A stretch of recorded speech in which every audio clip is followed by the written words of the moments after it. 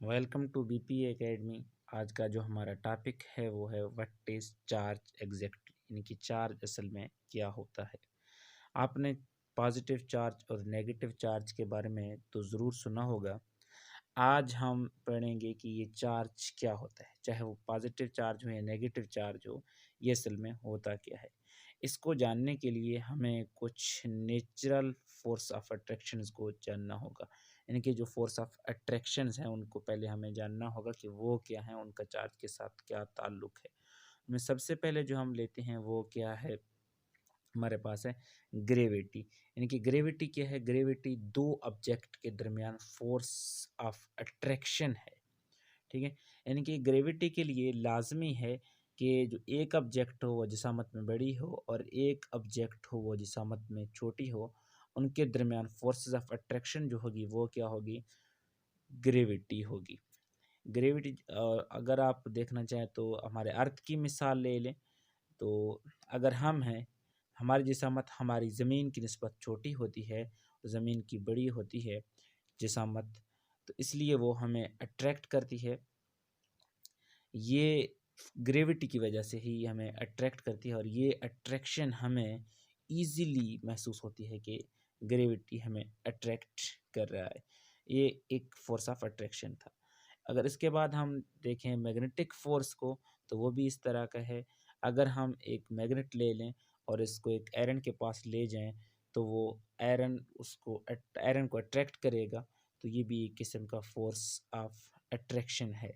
अगर हम 2 मैग्नेट ले लें, उनके नॉर्थ और साउथ पोल को एक दूसरे के करीब ले जाएँ, तो फिर भी हमें ये साफ़ वाज़ेह नज़र आ रहा होगा कि वो एक दूसरे को अट्रैक्ट कर रहे होंगे।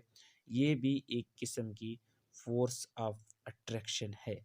और इस तरह से अगर हम एटॉमिक लेवल पे चले जाएँ तो हमें आयन्स नज़र आएँगे, आयन्स के दरमियान जो फ़ोर्स ऑफ अट्रैक्शन है वो नज़र आएगा।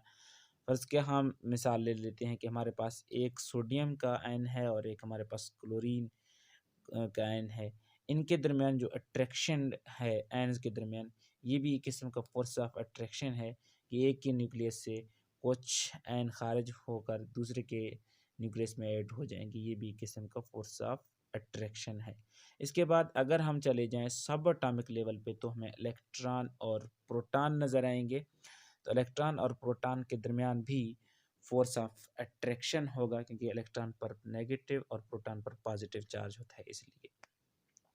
अगर हम न्यूक्लियस को देखें, तो न्यूक्लियस में न्यूट्रॉन और प्रोटॉन होते हैं।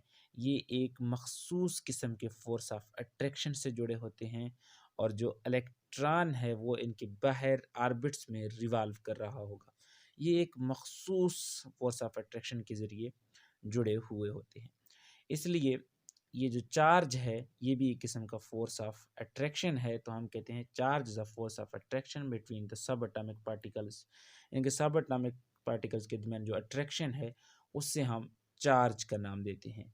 चार्ज जो है वो किसी भी पार्टिकल का इंट्रिंसिक प्रॉपर्टी है और ये जो पॉजिटिव और नेगेटिव नेम हमने दिए हुए हैं, ये सिर्फ हमने अपनी इजीनेस के लिए दिए हैं, क्योंकि हम समझ पाएंगे कि कौन सा पॉजिटिव चार्ज है, कौन सा नेगेटिव चार्ज है।